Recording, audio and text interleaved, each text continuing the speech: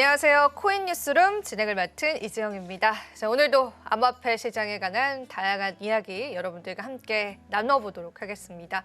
자, 오늘 또 표상록 대표님 나와 계신데요. 인사드리겠습니다. 안녕하세요. 네, 안녕하세요.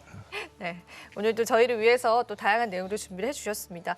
사실은 지난 시간에는 이제 미국이 주도하고 있는 가상자산 시장에 관해서 우리가 어떤 포지션을 가져야 하는지에 관해서 이야기를 나눴다면요. 오늘은 어떤 내용들을 좀 준비를 해주셨을까요? 네, 지난 시간에 미국 관련된 걸 말씀드렸고 오늘 이제 그런 것들을 조금 근거를 좀 마련하면 좋겠다 생각을 해가지고 매크로 지표 그리고 온체인 데이터 등을 통해 가지고 좀 말씀을 드려보는 시간을 가져보겠습니다.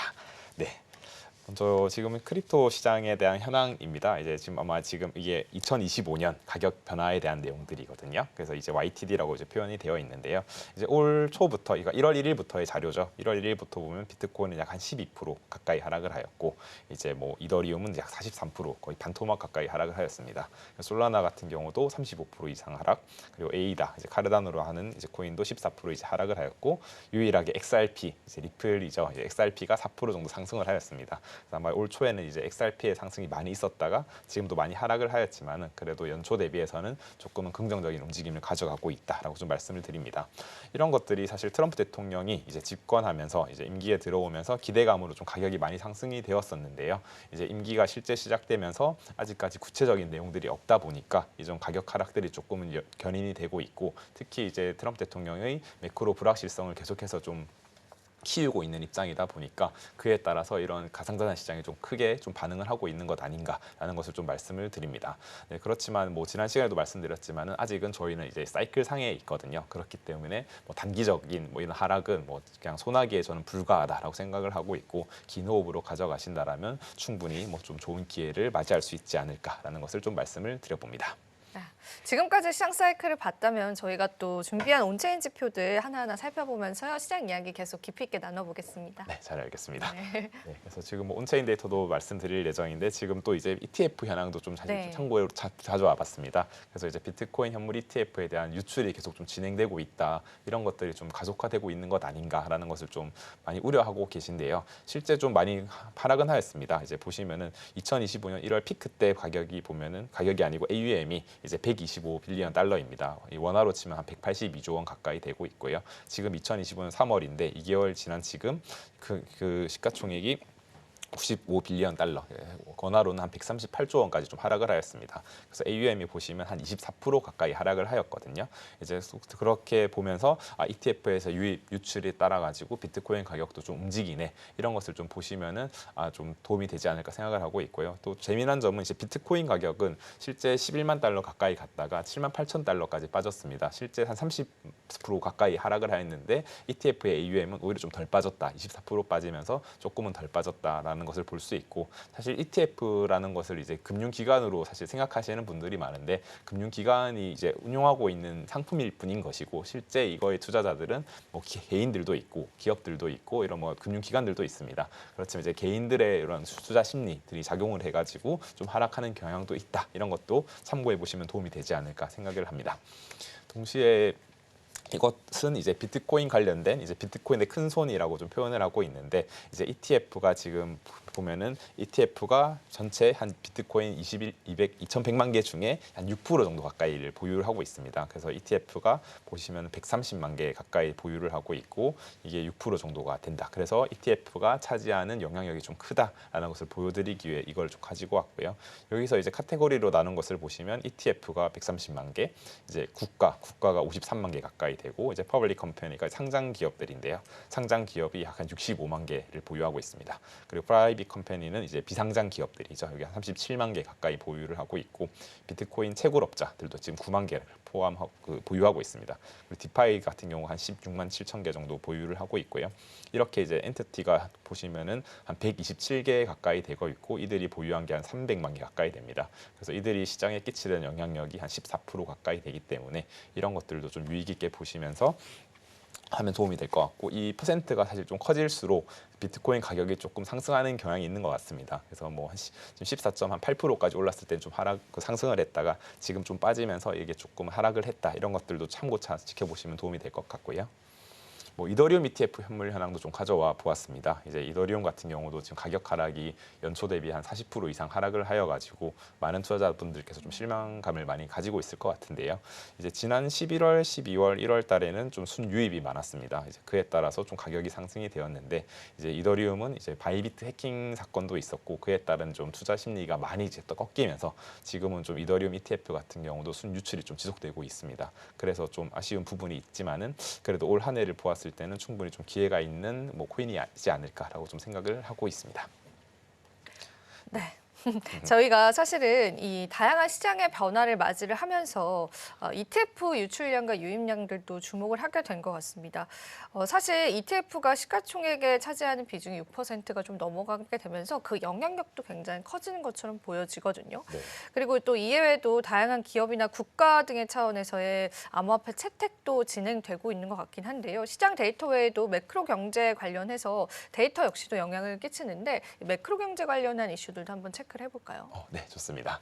그래서 지금 가져온 데이터는 이제 글로벌 통화량과 이제 비트코인 가격에 대한 데이터를 가져와 보았습니다. 뭐 잘 아시는 분들은 아시겠지만은 이제 글로벌 통화량 M2가 이제 증가할수록 이제 비트코인 가격은 좀 상승하는 경향이 있다라고 좀 말씀을 드리고요. 이것은 이제 글로벌 통화량의 증가율입니다. 그래서 이제 파란색 박대가 이제 통화량의 증가율이 이제 보여주고 있는 데이터이고요. 이것은 월 단위로 업데이트가 되고 있습니다. 그래서 보시면은 2013년, 14년에도 글로벌 통화량이 증가할 때 비트코인 가격이 한번 상승한 바 있고요. 2017년, 18년에도 글로벌 통화율이 증가하면서 비트코인도 이렇게 가격이 좀 같이 상승한 바 있습니다.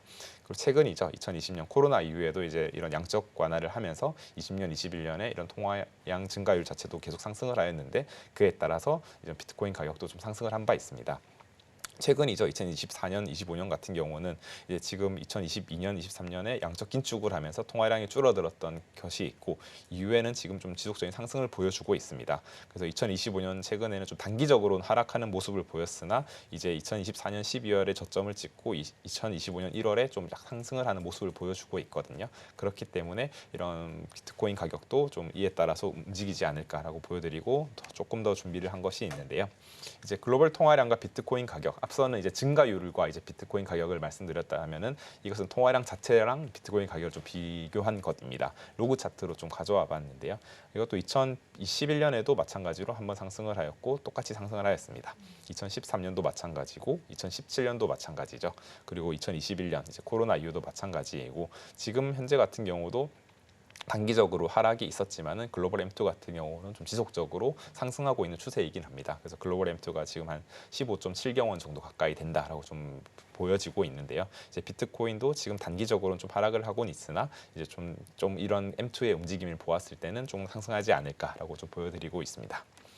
네, 그리고 조금 더 M2와 관련해서 조금 더 말씀을 드리면은요, 이거는 블룸버그 이제 데이터 분석가가 좀 분석한 자료인데요.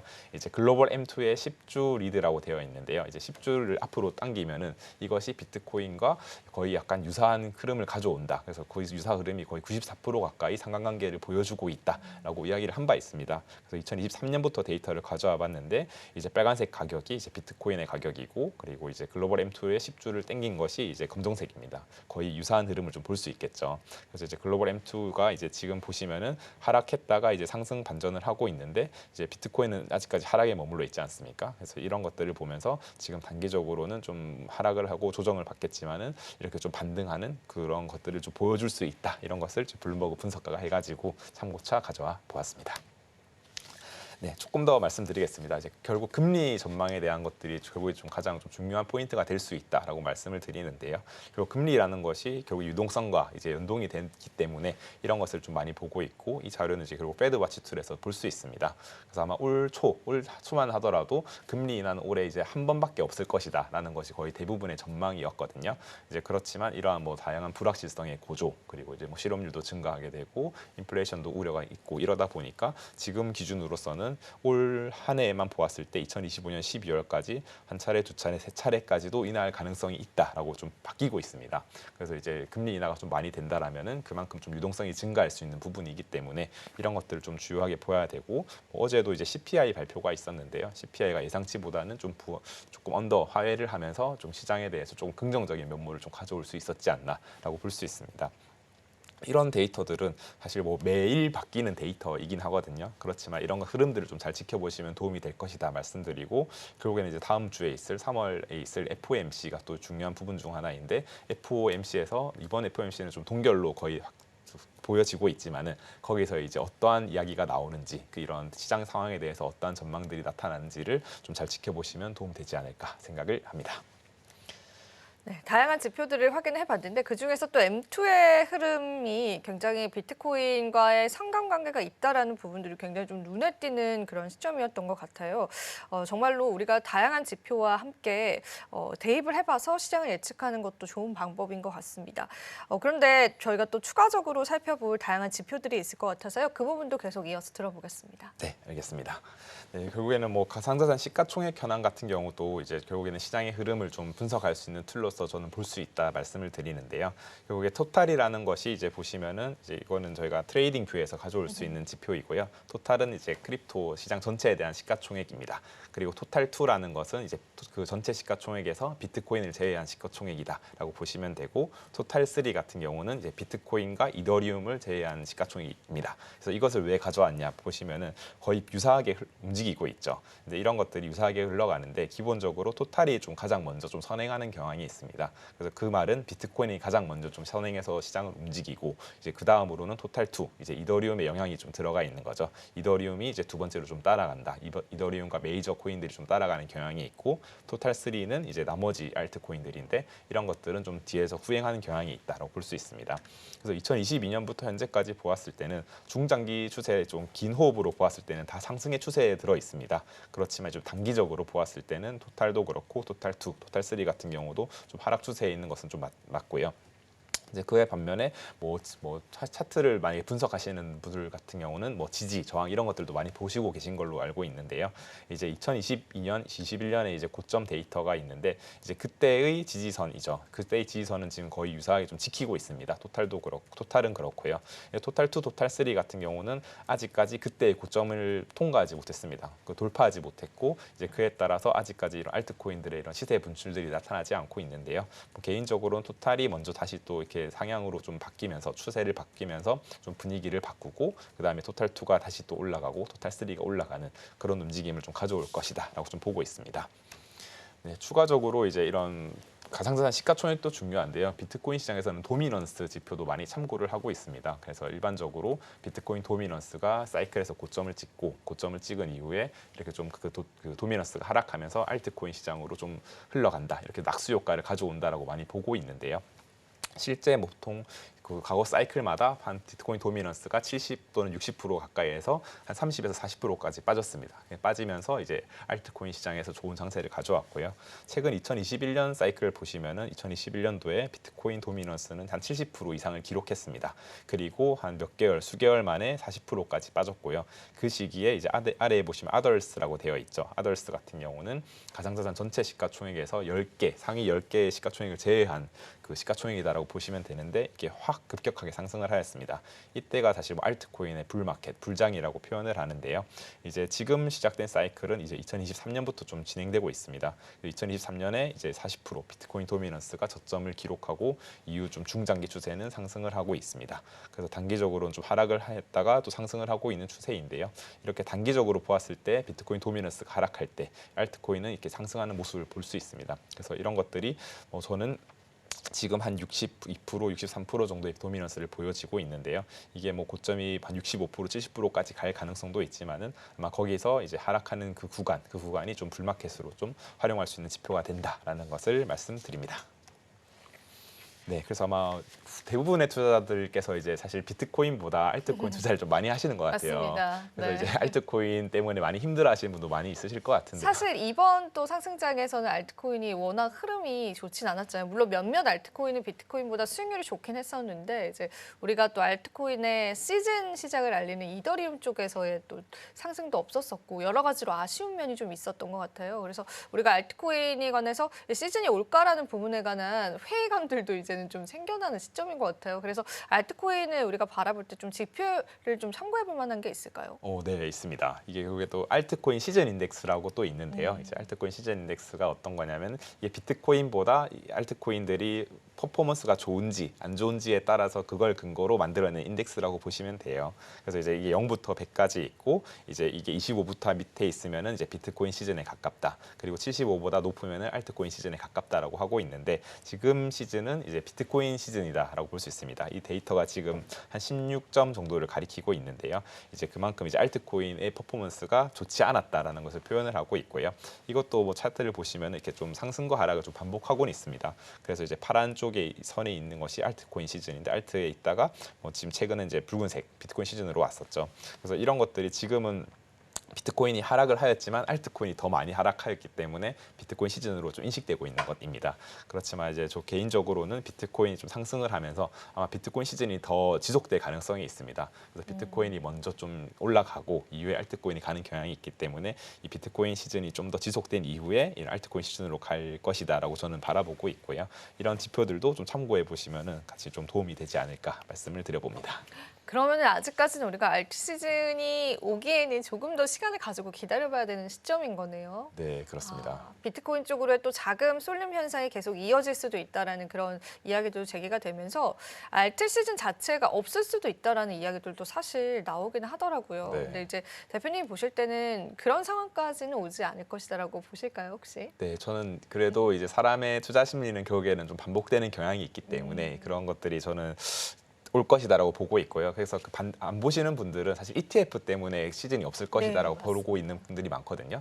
사실 ETF가 크긴 한데요. 실제 지금 6% 정도 보유하고 있지 않습니까? 2,100만 개 중에 6% 정도의 영향을 끼치기 때문에 적지 않은 숫자이긴 하지만은 사실 ETF가 있기 이전에 사실 그레이스케일이라는 것도 있었어요. 네. 근데 걔들도 보유했던 게 거의 한 그 정도 가까이 됩니다. 이제 그렇기 때문에 뭐 이런 ETF의 유입으로 없을 거다라고 주장하시는 분들도 많겠지만은 사람들의 투자 심리는 결국에는 좀 이렇게 반복되는 경향이 있기 때문에 저는 분명히 있지 않을까라는 의견을 조심스럽게 말씀드려 봅니다. 네, 긍정적으로 저희가 한번 기다려보면 좋겠고요. 그러면은 저희가 이제 남아있는 지표들도 체크해보면 좋을 것 같습니다. 특히나 이제 비트코인도 지금 현재 위치가 어떤 위치에 있는지도 한번 점검해보면 좋을 것 같아서요. 추가적인 지표들도 한번 이야기 나눠볼게요. 네, 알겠습니다. 네, 지금 이제 그 MVRV 지표라고 이제 있습니다. 이게 온체인 데이터에서 볼 수 있는 지표인데요. 이제 MV가 이제 마켓 밸류를 뜻하고 이제 시장가라고 보시면 되고요. 이제 RV는 이제 리얼라이즈드 밸류인데요. 이제 실현 가격인데 약간 원가 개념으로 보시면 됩니다. 그래서 원가 대비해서 내가 투입한 원가 대비해서 가격이 어느 정도를 나타내고 있는지. 그래서 이게 1보다 내려가면은 나는 좀 손해를 보고 있다. 1보다 높으면은 수익을 보고 있다라고 좀 판단할 수 있는 지표이고요. 뭐 과거 데이터를 보았을 때는 1보다 밑에 있었을 때는 좀 매수하기 좋은 시즌이었다라고 볼 수 있고 이게 3.7을 기준으로 해서 3.7을 이제 넘으면은 좀 고점이었다라고 좀 판단을 하고 있습니다. 데이터를 보시면은 2023년, 14년에도 이제 MVRV 지표가 거의 6, 7 가까이 갔던 경향이 있었고 그때도 이제 비트코인 차트가 이제 검정 색깔인데요. 이런 것들이 이제 고점을 찍었던 경향이 있다. 좀 참고를 하실 수 있고 2015년에 1 밑에 있었을 때 마찬가지로 비트코인 차트 가격도 좀 아래에 있었다. 좀 확인을 할 수 있습니다. 2018년이죠. 2017년, 18년에도 MVRV 지표가 한 5 가까이 이제 찍었고 비트코인 가격도 이제 고점을 찍고 이제 하락한 경향이 있었습니다. 2021년 사이클도 마찬가지였습니다. 2021년도에도 거의 4 가까이 찍었고 그때 이제 고점을 기록한 이후에 좀 하락을 계속하고 있고요. 그래서 이제 매 사이클마다 이렇게 한 번쯤은 3.7을 넘는 경향이 있습니다.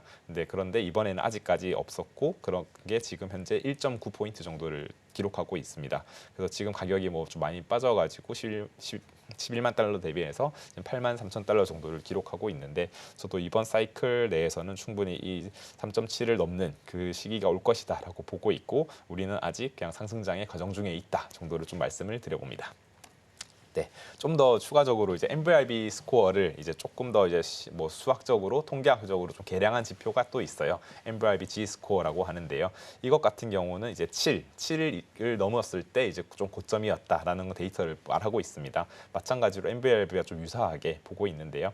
2011년도에도 이제 한 차례 이제 MVRV G스코어가 7을 넘으면서 고점이었던 경향을 보여주고 있고 2013년, 14년도에도 유사하게 보여주고 있습니다. 그리고 2018년도 마찬가지였죠. 그리고 2021년 또한 마찬가지였고 이것 또한 보시면은 뭐 지금은 뭐 거의 4 가까이 갈 뻔하다가 지금 2까지 내려왔는데 이것 또한 이제 저는 아직 과정 중에 있다라고 좀 보여주고 있고 이것 또한 저 이제 7 가까이 왔을 때는 좀 고점의 영역에 다가오는 신호이다라고 좀 판단을 해서 그때가 나오기 전에는 조금 분할해서 매도하는 그런 전략을 좀 펼치는 게 좀 안전한 자산 관리의 운용 방법이지 않을까라는 것을 좀 말씀드려 봅니다. 네. 그리고 200주 이동 평균선입니다. 이것도 이제 뭐 비트코인 반감기가 4년 주기지 않습니까? 4년을 이제 1년이 51주니까 4년이면 거의 한 204주 정도가 됩니다. 그래서 그 비트코인 반감기와 유사한 이동 평균선이라서 되게 좀 많이 활용하고 있는 지표인데요. 이것 또한 이제 사이클마다 이제 이런 고점의 영역 그리고 저점의 영역을 나타내고 있습니다. 그래서 200주 이평선보다 아래에 있던 시즌이 뭐 과거 몇 번 없었습니다. 한 8번 정도 있었는데 그 시기는 되게 매수하기 좀 진입하기 좀 좋은 시즌이었다 볼 수 있고요. 색깔이 이제 결국에는 그 비트코인 200주 이평선과 비트코인 가격과의 괴리를 뜻하는데요. 이제 빨간색이 짙을수록 그 갭이 크다는 것입니다. 그래서 보시면 우측에 한 16% 가까이 멀어졌을 때 완전 빨간색일 경우에는 좀 가열되었다라고 좀 볼 수 있고 아래 0 그리고 2, 4 이런 포인트에서는 그래도 일반적인 그냥 평균의 중립적인 영역이었다 볼 수 있습니다. 그래서 2014년도에도 보시면 이제 빨간 색깔이 많이 점이 찍혀 있죠. 이런 것들은 이제 괴리가 커졌다, 갭이 커졌다라고 보는 것인데요. 이때는 좀 고점으로 판단해서 좀 분할해서 매도해야 되는 좀 것이 강하다라고 볼 수 있고 파란색 부분 그리고 200주평선보다 밑에 있었을 부분에서는 매수하면 좀 좋은 시즌이었다.